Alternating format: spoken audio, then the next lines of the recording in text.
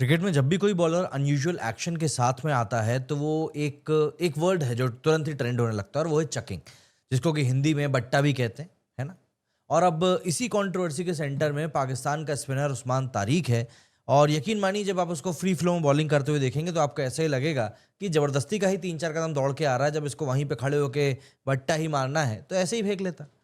Social media पर तारिक की bowling action को स्लो मोशन में तोड़ तोड़ कर एनालाइज किया जा रहा है एंड एक्सपर्ट्स भी डिवाइडेड ही नजर आ रहे हैं। और फैंस के बीच में एक बड़ा सवाल इस समय चल रहा है कि क्या उस्मान तारिक वाकई में लीगल बॉलिंग कर रहा है या फिर ये सिर्फ एक अनकन्वेंशनल लेकिन लीगल इनोवेशन है। देखिए, इनोवेशन तो मैं इसलिए नहीं कह सकता क्योंकि पाकिस्तान से आप लोग सिर्फ चोरी की उम्मीद कर सकते हैं। इनोवेशन की बात तो यहाँ पर जो लोग कर रहे हैं शायद वो उन लोगों के फैक्ट्स क्लियर नहीं है। लेकिन चलिए, इस पूरी बात को हम लोग जरा फैक्ट्स के साथ में और पूरे इशू को समझने की कोशिश करते हैं। सबसे पहले कंट्रोवर्सी की स्टार्ट की बात करें तो उस्मान तारिक ने टी20 वर्ल्ड कप के एक मैच में यूएसए के खिलाफ 3 विकेट्स लिए। परफॉर्मेंस स्ट्रांग ही कही जाएगी, लेकिन उससे भी ज्यादा डिस्कशन बंदे के बॉलिंग एक्शन पर होने लगा। उसका रनअप बहुत ही केओटिक टाइप का छोटा सा है एंड डायगनल अप्रोच के साथ में वो अपने बॉल को डिलीवर करता है।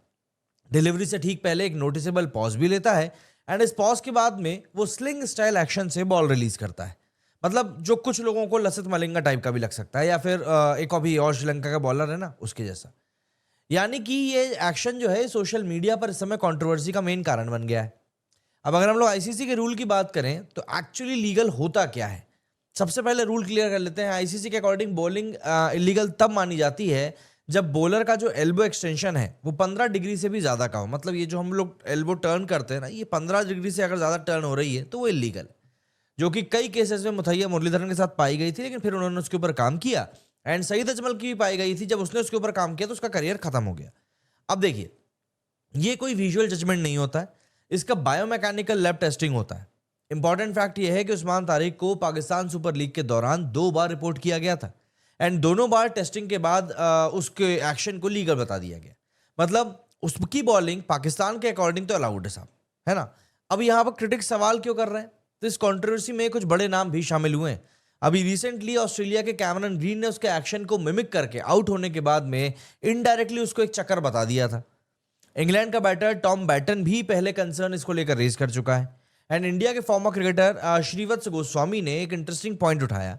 उन्होंने कहा कि फुटबॉल में पेनल्टी रनअप के दौरान पॉज अलाउड नहीं होता है, तो बॉलिंग एक्शन में पॉज कैसे अलाउड होगा। अब देखिए, कहने को तो ये एक वैलिड डिस्कशन पॉइंट है, लेकिन हम लोग फुटबॉल और क्रिकेट को कंपेयर नहीं कर सकते। बट आईसीसी के करंट रूल्स पॉज को इलीगल डिफाइन नहीं करते हैं।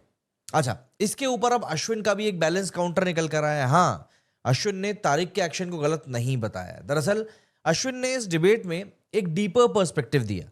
उन्होंने कहा कि अगर फेयरनेस की बात करनी है तो बैटर्स को भी एग्जामिन करना चाहिए। बैटर स्विच हिट या फिर रिवर्स शॉट बिना इन्फॉर्म किए कर सकते हैं, लेकिन बॉलर्स को बॉलिंग आर्म चेंज करने के लिए अंपायर को बताना पड़ता है।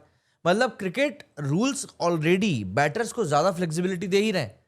अश्विन का पॉइंट यहां पर बस इतना था कि रूल डिबेट सिर्फ बॉलर्स के ऊपर फोकस नहीं होना चाहिए। इन सब के अलावा उस्मान तारिक ने खुद इस बात को एक्सप्लेन किया कि उसका एल्बो नेचुरली ही बैंड होता है। मेडिकल लैंग्वेज में इसे हाइपरमोबाइल एल्बो या फिर डबल जॉइंटेड कंडीशन कहा जाता है।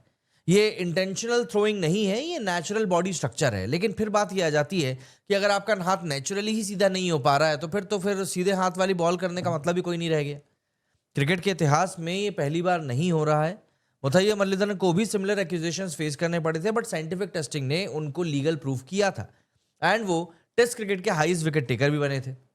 बुमराह के एल्बो पर भी ऑलरेडी अर्ली करियर में थोड़े से डाउट्स अरेज किए गए थे, लेकिन एडवांस एनालिसिस ने क्लियर कर दिया कि उनका एक्शन काफी हद तक नेचुरल है। अब यहां पर आप देखिए, पॉज आखिर क्यों इतना डिबेट का कारण बन रहा है।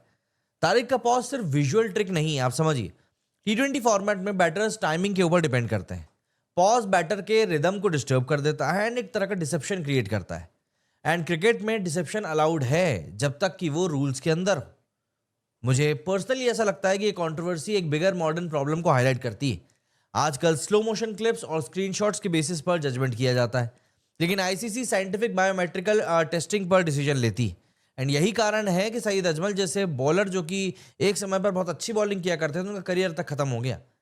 अनयूजुअल एक्शन कहीं ना कहीं सस्पिशियस लग सकता है, लेकिन यूजुअल हम ये मान सकते हैं कि यूजुअली की ऐसे केसेस में कई बार लीगल निकल आते हैं।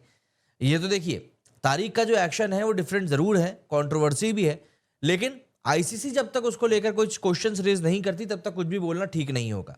एंड जब तक साइंटिफिक टेस्टिंग कुछ और प्रूव नहीं कर देती तब तक उसकी बॉलिंग को आप इनोवेशन की कैटेगरी में डाल दीजिए, चीटिंग की कैटेगरी में मत डालिए। क्रिकेट हिस्ट्री ये बताती है कि हर जनरेशन में एक इस तरह का एक ऊल जुलूल टाइप का बॉलर आता ही है जो रूल्स को चैलेंज करता है एंड कहीं ना कहीं गेम को इवॉल्व भी कर देता है। शायद उस्मान तारिक भी उसी फेज को रिप्रेजेंट कर रहे हैं।